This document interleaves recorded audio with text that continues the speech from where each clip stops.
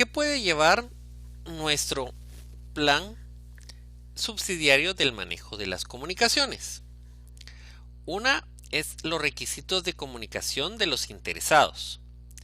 ¿Qué sucede si alguien que es un interesado que mucho influye en el proyecto pidió que se le enviara al final de cada semana resultado del avance del proyecto y no se le envía al final de cada semana? Pues él va a estar molesto y esto va a hacer que quizá en cierto momento o no se interese o esté en contra de la manera como se está manejando el proyecto. La información también sobre qué debe ser comunicado, incluido el idioma, formato, contenido y nivel de detalle. ¿Vamos a hablar todos en español o vamos a estarlo haciendo en inglés? ¿Vamos a hacerlo en otro idioma en que quizá es la mayoría de la audiencia?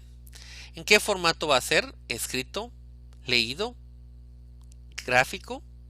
¿Y a qué detalle lo vamos a llevar? El motivo de la distribución de dicha información.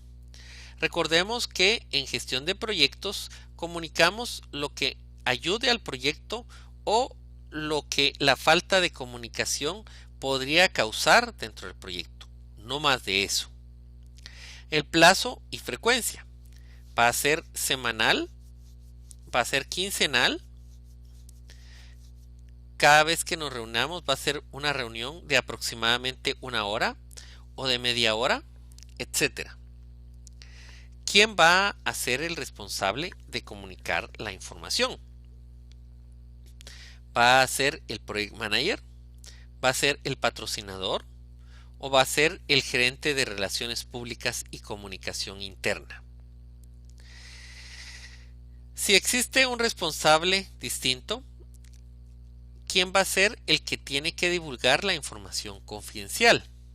Generalmente en las empresas grandes, esta empresa ha recibido cursos, ya sea internos o externos, sobre cómo comunicar esta información confidencial. La persona o los grupos que van a recibir la información, ¿quiénes son? El proceso para escalar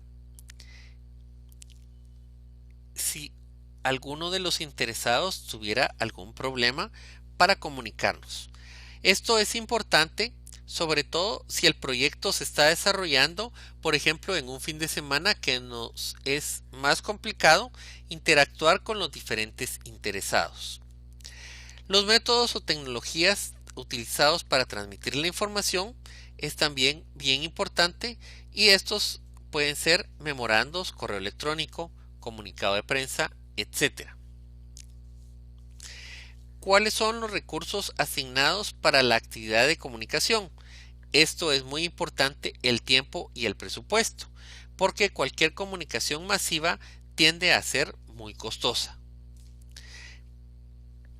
En el proceso de escalamiento se puede identificar los plazos y la cadena de mando para el escalamiento de los incidentes que no puedan resolverse a un nivel inferior. El método para actualizar y refinar el plan de gestión de las comunicaciones a medida que el proyecto avanza y se desarrolla. Glossario de terminología común. Puede que el proyecto sea tecnológicamente muy avanzado y necesitamos bajar de nivel el lenguaje para poder explicar muchas cosas a muchas personas.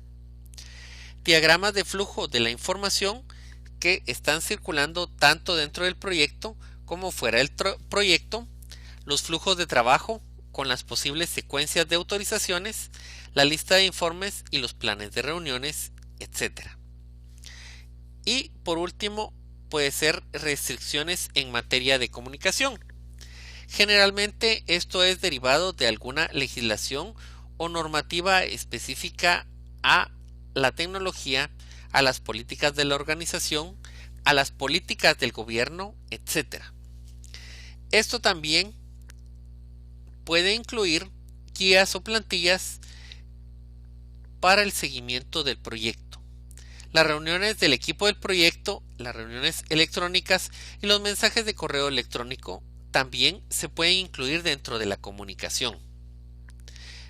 El uso del sitio web y del software de gestión del proyecto se han de utilizar en el marco del proyecto, en la parte general, pero también podemos hacerlo en la parte de comunicación. Esto es importante, o el plan general de comunicaciones del proyecto es importante porque a menudo, ¿qué sucede? Nos olvidamos de esta parte. ¿Y por qué nos olvidamos? Porque nosotros generalmente tendemos a manejar la parte técnica. Y la parte técnica no necesariamente viene asociada a la parte comunicativa. Pero si estamos realizando un proyecto de la implementación de una central hidroeléctrica, este proyecto, sobre todo en los países latinoamericanos, está muy sujeto a sufrir problemas por falta de comunicación con los vecinos, falta de comunicación con el gobierno y con falta de comunicación en muchos otros interesados que forman parte del proyecto. Recordemos también que todo proyecto incluye un cambio y la gente no está o no es fácilmente adaptable al cambio. Entonces, en cualquier proyecto de lo que sea, lo primero que vamos a tener es resistencia al cambio, resistencia al proyecto. Quizá una vez que funcione el proyecto vamos a estar muy contentos de él, pero antes no. Antes vamos a estar en contra y vamos a tratar de que este proyecto no salga. Por lo mismo, es bien importante que las comunicaciones le debemos su respectivo lugar para que no entorpezcan al proyecto como tal.